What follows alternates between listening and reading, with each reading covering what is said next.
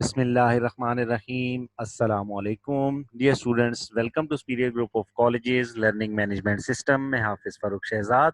आज हम FSC part 2 physics chapter number 17 physics of solid start करने जा रहे हैं। आज का लेक्चर हमारा लेक्चर नंबर 1 है। आज के लेक्चर में हम डिस्कस करेंगे क्लासिफिकेशन ऑफ सॉलिड्स के बारे में।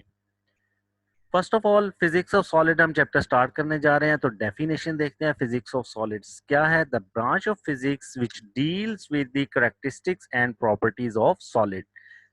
ये फिजिक्स की वो ब्रांच है जिसमें हम कैरेक्टरिस्टिक्स स्टडी करते हैं और प्रॉपर्टीज को स्टडी करते हैं सॉलिड की। कैरेक्टरिस्टिक्स क्या क्या होंगी? कैरेक्टरिस्टिक्स में हम देखते हैं कि उसकी हार्डनेस क्या है, उसकी डक्टिलिटी क्या है और मेलेबिलिटी क्या है।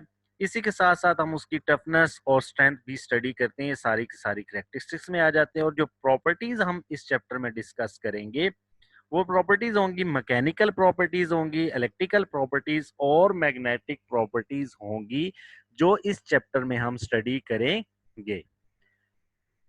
फर्स्ट ऑफ ऑल हम देखते हैं कि सॉलिड्स क्या होते हैं। सॉलिड्स हमारे पास मटेरियल ऐसे होते हैं, हम डेफिनेशन उनकी करते हैं। It is one of the four fundamental states of matter along with liquid gases and plasma. Matter की फोर स्टेट्स होती हैं, उसमें एक स्टेट सॉलिड होती है। It is state of matter characterized by particles arrange such that their shape and volume are relatively stable. Solid हम ऐसे materials को कहते हैं जिसमें पार्टिकल्स क्या होते हैं, अरेंज्ड होते हैं और उनकी शेप और वॉल्यूम क्या होती है, रिलेटिवली क्या होते हैं बाकी मटेरियल यानी कि बाकी मैटर से, लिक्विड गैसेस और प्लाज्मा से स्टेबल होते हैं। In solids, atoms, molecules, and ions are packed closely together and are not free to move about within the substance. Solid के अंदर एटम्स, मॉलिक्यूल और आयंस क्या होते हैं, क्लोजली पैक्ड होते हैं एक दूसरे के साथ और ये फ्रीली मूव नहीं कर सकते कि जिस तरह के एटम्स लिक्विड गैसेस और प्लाज्मा में मूव कर सकते हैं। अब हम देखते हैं क्लासिफिकेशन ऑफ सॉलिड में क्रिस्टलाइन सॉलिड्स क्या होते हैं। The crystalline solid have regular arrangement of molecules. The neighbour of every molecule are arranged in a regular pattern that is constant throughout the crystal. Crystalline solid हम ऐसे solids को कहते हैं जिसमें जो मॉलिक्यूल्स हैं वो रेगुलर अरेंजमेंट में अरेंज्ड होते हैं। सारे के सारे मॉलिक्यूल जो अरेंज्ड होंगे वो एक प्रॉपर रेगुलर अरेंजमेंट के साथ होंगे। यहाँ पर हम देख सकते हैं इस डायग्राम में कि सारे के सारे मॉलिक्यूल एक ही जैसी अरेंजमेंट में पड़े हुए हमें दिखाई देते हैं। हम किसी भी तरह देख लें, अगर हम हॉरिजॉन्टल देखेंगे तो इस तरह हमें नजर आ रहा है कि ये सारे के सारे अरेंज्ड हैं। अगर हम इसको डायगोनल्स में देखें तो हम देख सकते हैं कि ये सारे के सारे मॉलिक्यूल्स क्या है, अरेंज्ड हैं। हम किसी भी शेप में या किसी भी साइड पर देखें तो अगर मॉलिक्यूल्स रेगुलरली अरेंज्ड होंगे, उनका पैटर्न कांस्टेंट होगा थ्रू आउट द क्रिस्टल, तो हम क्या कहेंगे, वो क्रिस्टलाइन सॉलिड्स हैं। कैरेक्टरिस्टिक्स क्या होंगी क्रिस्टलाइन सॉलिड की? In a single crystal this regular arrangement में extend over an enormously large number of atoms और मॉलिक्यूल। बहुत ज्यादा भी मॉलिक्यूल होंगे तो वो भी उनमें क्या होगा, रेगुलर अरेंजमेंट होगी। Crystalline solid have sharply defined melting and boiling point. जितने भी क्रिस्टलाइन सॉलिड्स होते हैं उन सब के अपने डेफिनेट मेल्टिंग और बॉइलिंग पॉइंट होते हैं। क्रिस्टलाइन सॉलिड हैव 2D और 3D स्ट्रक्चर में भी क्रिस्टलाइन सॉलिड का 2 डायमेंशनल और 3 डायमेंशनल भी स्ट्रक्चर हो सकता है। यहाँ पर डायग्राम में 2 डायमेंशनल स्ट्रक्चर दिखाया गया है। लेक्चर के एंड में हम क्रिस्टलाइन सॉलिड का 3 डायमेंशनल स्ट्रक्चर भी देखेंगे। एग्जाम्पल्स में क्या है, क्रिस्टलाइन सॉलिड में हमारे पास आ जाते हैं metal such as copper, iron, zinc, ionic compound such as sodium chloride, ceramic such as zirconia are crystalline solid. ये एग्जाम्पल है क्रिस्टलाइन सॉलिड। ये ऐसे सॉलिड्स हैं जिसमें मॉलिक्यूल्स क्या होते हैं, रेगुलरली अरेंज्ड होते हैं। सेकेंड हम स्टडी करते हैं क्लासिफिकेशन ऑफ सॉलिड में अमॉर्फस और ग्लासी सॉलिड्स को there is no regular arrangement of molecules like that in crystalline solid.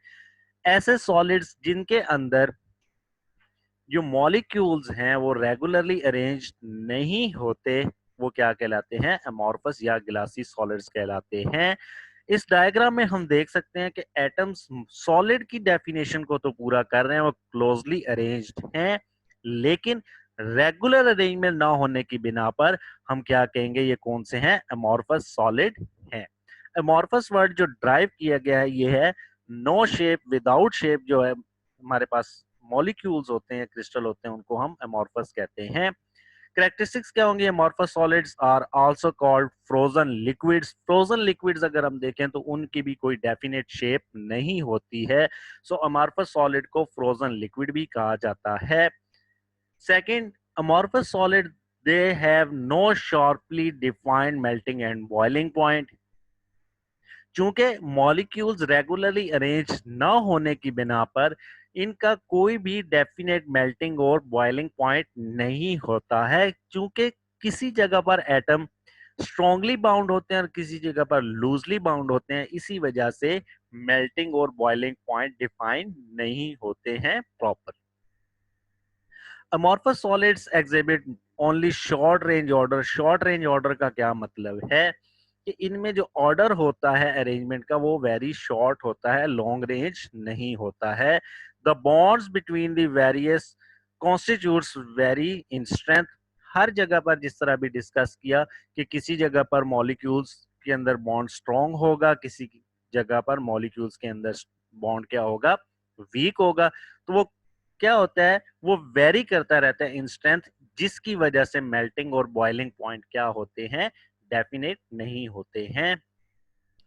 Examples में हमारे पास आ जाते हैं ordinary glass which is a solid at ordinary temperature has no regular arrangement of molecule.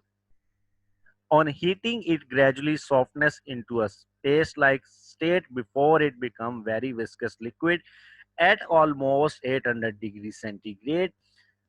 क्या होता है कि जब हम इसको हीट अप करना शुरू करते हैं तो पहले ये ग्लासी लिक्विड बन जाता है, फिर पेस्ट की फॉर्म में बनता है और फिर जाके विस्कस लिक्विड बन जाता है। सो इसलिए हम कहते हैं कि इनके डेफिनेट मेल्टिंग और बॉइलिंग पॉइंट नहीं होते हैं। लास्ट में हम स्टडी करते हैं पॉलीमेरिक सॉलिड। पॉलीमर्स में be said to be more और less solid material with a structure intermediate between order and disorder. Crystalline properly क्या होते हैं? अरेंज्ड होते हैं। अमॉर्फस अरेंज नहीं होते, जबकि पॉलीमेरिक ऐसे सॉलिड्स हैं जो मोर और लेस हो सकते हैं। They can be classified as a poorly और पार्शियली क्रिस्टलाइन सॉलिड।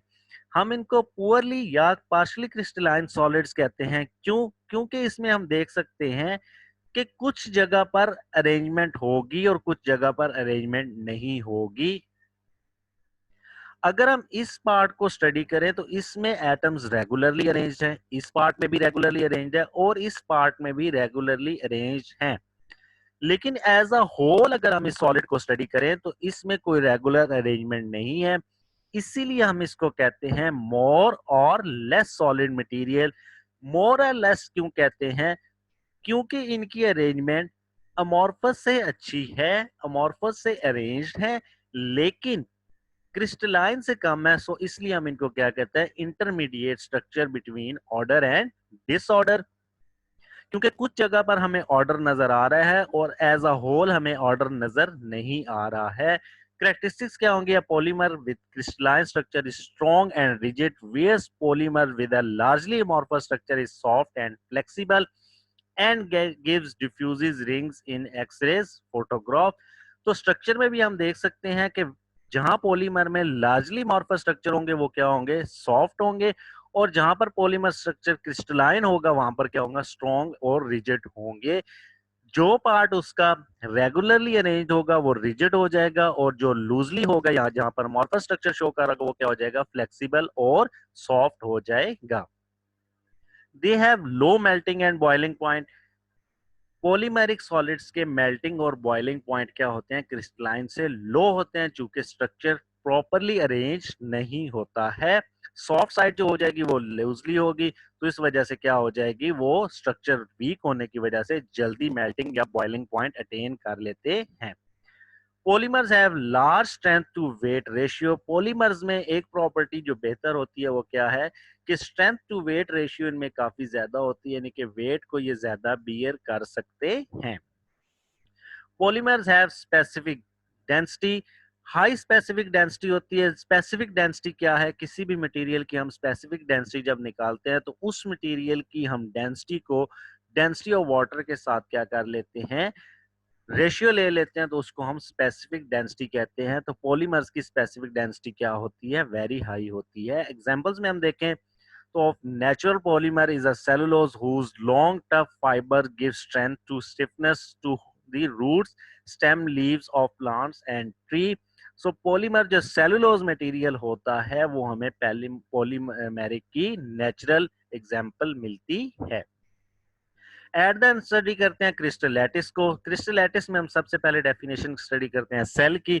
सेल क्या है? The smallest three dimensional basic structure is called unit cell. Crystal lattice बनाने के लिए हमें सेल की जरूरत होती है और सेल क्या होता है? Three dimensional basic structure is called unit cell. So इसमें जो छोटा सा एक पार्ट हम कंसीडर अगर करें तो वो क्या होगा? सेल कहलाएगा। और the whole structure obtain by the repetition of unit cell is known as crystal lattice. तो हम इसको अगर कंसीडर करें तो ये एक अगर पार्ट मैं कंसीडर करूं तो ये यूनिट सेल कहलाएगा, और ये सारे के सारे पॉइंट्स जहां पर हम यूनिट सेल को प्लेस करें ये क्रिस्टल लैटिस कहलाते हैं कंप्लीट। और जिन पॉइंट्स पर हम प्लेस करते हैं ये छोटे छोटे पॉइंट क्या कहलाते हैं? लैटिस पॉइंट्स कहलाते हैं। यहाँ पर हमें NaCl का स्ट्रक्चर शो किया गया, जिस तरह लेक्चर के स्टार्ट में हमने कहा था क्रिस्टलाइन सॉलिड्स टू डायमेंशनल और थ्री डायमेंशनल भी हो सकते हैं। तो हमने टू डायमेंशनल की एग्जांपल वहां पर पढ़ी थी, और तो ये एग्जांपल है थ्री डायमेंशनल क्रिस्टलाइन सॉलिड्स की, कि जिसमें हम क्रिस्टलाइन सॉलिड्स को थ्री डायमेंशनल में देख सकते हैं। तो sodium chloride is one of the best example for crystalline solids. ये था आज का लेक्चर जिसमें हमने बेसिक्स पढ़ी फिजिक्स ऑफ सॉलिड की और क्लासिफिकेशन ऑफ सॉलिड्स के बारे में पढ़ा। नेक्स्ट लेक्चर में हम मैकेनिकल प्रॉपर्टीज ऑफ सॉलिड्स के बारे में डिस्कस करेंगे। जज़ाकल्लाह।